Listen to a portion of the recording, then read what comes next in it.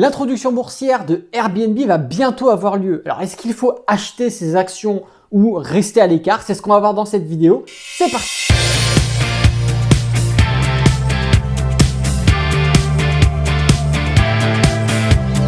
Bonjour à tous, c'est Alexandre, le trader indépendant, et dans cette vidéo, on va parler de l'introduction boursière qui va avoir lieu dans quelques jours de Airbnb. Donc je vais faire en quelque sorte deux parties, la partie trading et la partie investissement long terme concernant l'action Airbnb. Donc en trading, il va y avoir la possibilité de scalper, de faire de l'intraday, pourquoi pas. Cependant, le swing trading restera assez compliqué puisque l'action, vu qu'elle sera introduite en bourse, n'aura pas d'historique.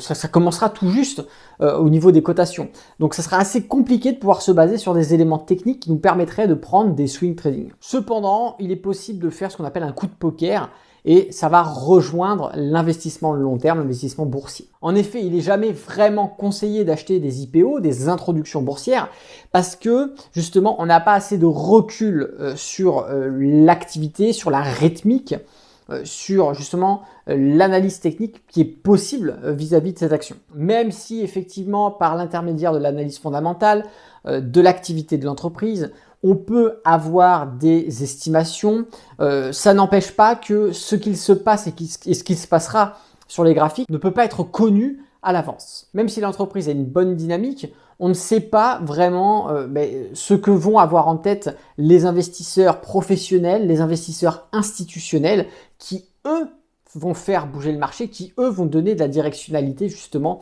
au prix. Car qu'une entreprise soit en faillite, que ça marche mal, qu'il n'y ait pas de bon chiffre d'affaires, et à l'inverse, qu'une entreprise soit en très bonne forme économique, c'est pas ça réellement qui va faire évoluer le prix à la hausse ou à la baisse, même si ça peut avoir une influence, mais c'est surtout la décision des investisseurs. C'est eux qui vont décider par leurs achats ou leurs ventes, de faire bouger les prix à la hausse ou à la baisse. Donc dans cette vidéo, je vais vous dire un petit peu ce que je vous avais déjà dit concernant l'introduction boursière de la Française des Jeux.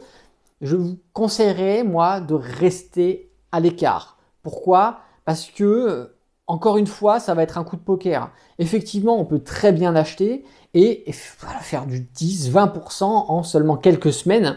Mais le problème, c'est que personne ne peut le savoir. On n'a pas d'éléments techniques sur lesquels s'appuyer pour obtenir des objectifs, pour obtenir des zones de support, de résistance. Ça n'existe pas encore pour l'instant.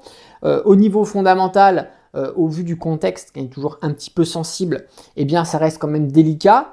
Et donc se placer sur ce genre d'introduction, ça va être tout simplement du casino. On met ses billes sur la table, on se dit on verra ce que ça va devenir. Et puis soit on fait des profits, soit on fait une perte.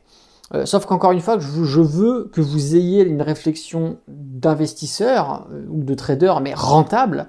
On cherche la rentabilité. On cherche donc les bonnes statistiques, les bonnes probabilités pour réussir des gains. Et celui qui se positionnera toujours sur des coups de poker, effectivement, de temps en temps, ça va passer, mais bien souvent, ça ne passera pas et il va faire des pertes. Il va être en déficit. On l'a bien vu sur la Française des Jeux où, encore une fois, tout simplement parce qu'il n'y a rien de magique, il n'y a pas de voyance ou d'analyse exceptionnelle, mais une IPO, une introduction boursière, ça reste délicat. Sur la Française des Jeux, je vous disais, restez à l'écart, attention, on va voir un peu ce que fait le prix.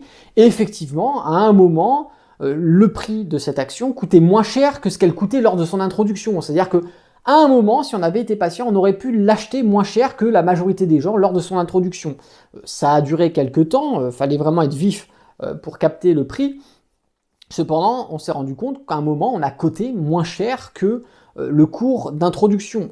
Donc ça peut être le cas pour Airbnb ou comme pour d'autres introductions. Et d'ailleurs, regardez bien, une grande partie des introductions, ça se passe comme ça. L'introduction, le prix explose, on a un palier, revente des investisseurs institutionnels, dégringolade, et ensuite le prix qui cote moins cher que son prix d'ouverture. Et ça, il y a énormément d'IPO qui se retrouvent dans ce genre de situation.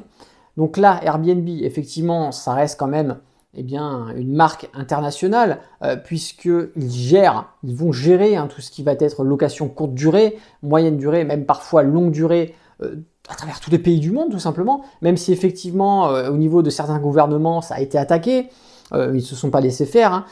Aujourd'hui Airbnb fait partie intégrante de stratégie d'investissement en immobilier.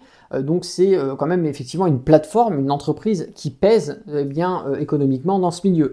Cependant, le contexte actuel a fortement impacté cette entreprise, même si elle a réussi quand même à maintenir le navire. Mais on ne sait pas exactement quelles vont être les prochaines actions des gouvernements pour pouvoir contrer cette entreprise et pouvoir essayer d'augmenter la fiscalité sur les revenus de cette société.